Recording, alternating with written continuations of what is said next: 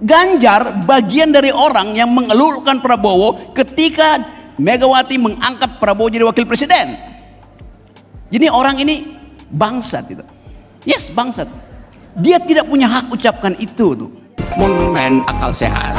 Akal sehat. Monumen akal sehat. Gara-gara ini, Rocky Gerung sebut Ganjar bangsat. Setelah mengikuti dan menyimak 5 debat Capres dan Cawapres yang diselenggarakan oleh KPU RI, pengamat politik Rocky Gerung menilai Capres 01 Anies Baswedan konsisten dan mendominasi panggung debat. Pada closing statement di debat terakhir, Rocky Gerung menyebut ketulusan ada pada Prabowo, kepintaran ada pada Anies, dan keangkuhan ada pada Ganjar. Saya ikuti 5 debat itu. Dan Anies tetap konsisten. Panggung itu dimenangkan Anies. Ada kesejukan di situ. Tetapi di debat terakhir ini, di closing statement, ketulusan ada pada Prabowo. Saya atas nama Prabowo Gibran dan atas nama Koalisi Indonesia Maju minta maaf kepada paslon 1 Pak Anies, Pak Muhaimin, dan paslon 3 Pak Ganjar dan Pak Mahfud, seandainya dalam kampanye ini ada kata-kata kami atau perbuatan kami yang kurang berkenan, kami mohon maaf yang sebesar-besarnya.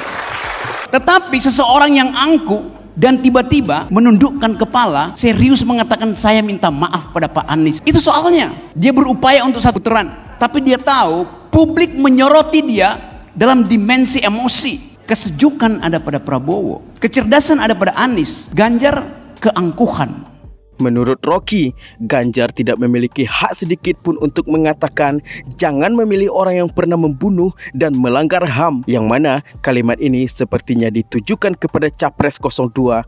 Rocky Gerung mengingatkan Ganjar merupakan bagian dari orang-orang yang mengeluh-elukan Prabowo yang merupakan Cawapres Megawati pada 2009 silam.